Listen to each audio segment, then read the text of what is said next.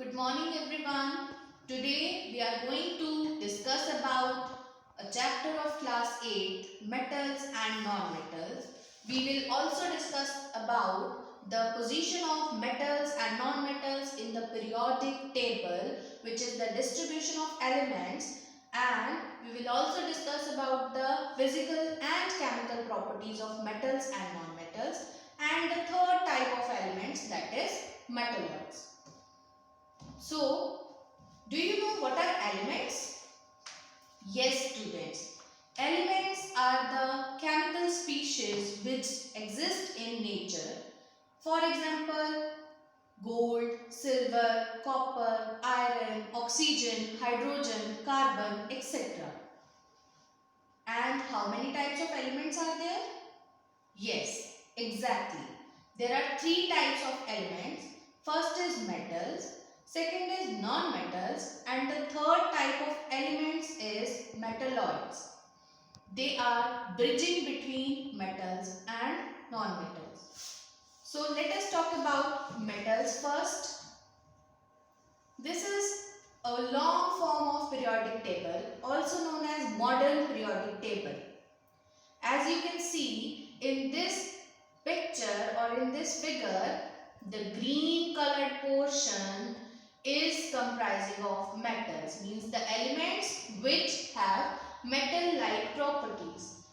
This orange colored segment and this particular element, all these forms the non-metals, and this ladder which is of purple color, this comprises of metalloids.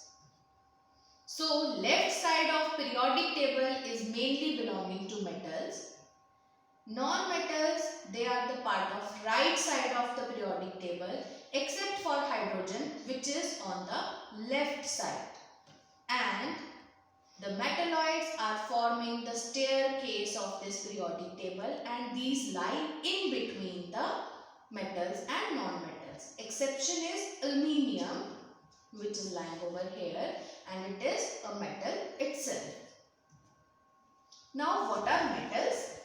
The basic definition of metals is a metal is a substance which have high electrical conductivity, luster, malleability, ductility, and it is readily losing electrons and forms positive ions. Examples of metals are sodium, iron, copper, etc. These are the things which you see around you in your daily life. Let us talk about the general properties of metals now. First property of metals is majority of the metals or most of the metals exist as solid at room temperature. Only exception is mercury, which is used in the thermometer, and it exists as a liquid at room temperature. This is the diagram which is showing the mercury. Second is all metals, they possess a silvery grey appearance, but exceptions are gold and copper because they have golden or brownish shade. As you can see in this picture, copper and gold have a golden or brownish color. Next property of metals is they are good conductors of heat and electricity. Next property is luster, means shine. So all metals have luster and shiny appearance. Next property is the malleability, means all metals can be beaten into thin sheets, as you have seen gold foils, silver foils or aluminium foils, etc., which you use daily. Next property of metals is ductility, which means they can be drawn into thin wires. So all electrical wires are either made up of copper, or the transmission wires are a mixture of aluminium and copper, and few wires are a mixture of aluminium and silver, which are used in certain appliances. And non-metals cannot be drawn into thin wires. This is the property of metals only. You can see over here, these are the wire loops which are made up of copper wires. Next come the chemical properties. So metals have tendency to lose electrons, means the electrons present in their shells, they can be given off and this make them electropositive in nature, and by losing electrons they attain positive charge. So you might have seen in a battery a plus sign and minus sign is indicated. So plus sign indicates positive charge and minus sign indicates negative charge. So the positive side is having metal ions. This is about the properties of metals. Now let us talk about non-metals.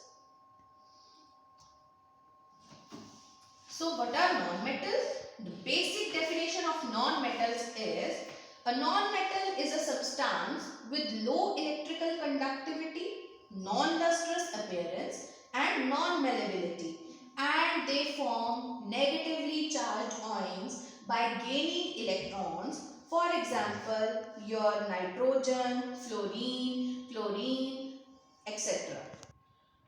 So, let us talk about the general properties of non-metals. The first property of non-metals is they can exist in all three states of matter, that is gaseous, solids or liquids at normal room temperature.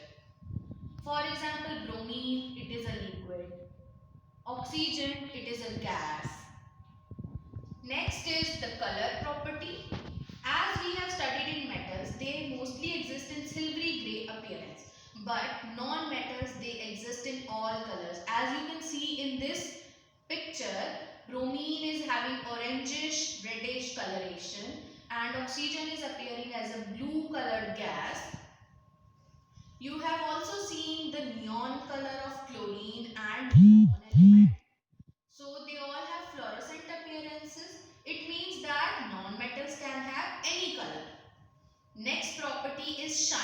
So non-metals are non-lustrous, means they do not have any metallic luster, means they are non-shiny in their appearance or dull in their appearance. For example, you all have seen coal, you all have seen cardboard, you all have seen wood. All these are made up of non-metals and they are non-shiny. As you can see, phosphorus over here, it is looking like a rock and it is not having any shine. Next is the conductivity. So non-metals are poor conductors or bad conductors of heat and electricity, but there is one exception, that is graphite, which is the component of carbon and it is having conductivity. Next is brittle nature, means they can be broken easily. For example, pencil lead, it can break easily. For example, chalk, it can break easily. All these are made up of non-metals and they are easy to break. As you can see here, sulfur, if you just press it, it will easily get broken. Next is odors or pungent smells. So non-metals possesses certain specific odors or smells which you can easily sense. Next is the chemical properties of non-metals. So they gain electrons and they attain negative charge and they are electronegative in their nature, means they carry a negative charge. This is all about the properties of metals and non-metals. Now we will talk about the third type of elements, that is metalloids, and you can see in this picture the highlighted area which is marked by a red circular form. They all are metalloids which include very few number of elements from the periodic table. And these metalloids are what? These are a bridge between metals and non-metals. And what is the basic definition? A metalloid is an element with properties intermediate between those of a metal and a non-metal. What does it mean? It means that they possess dual nature. Sometimes they behave as a metal, sometimes they behave as a non-metal, and their properties are intermediate between metals and non-metals. The examples are boron, silicon, germanium, arsenic, etc. And these particular elements are used to make semiconductors. Their properties and characteristics are belonging to both metals and non-metals. For example, boron. Also, they form the staircase of the periodic table and they are used to make semiconducting materials. This is all about the properties of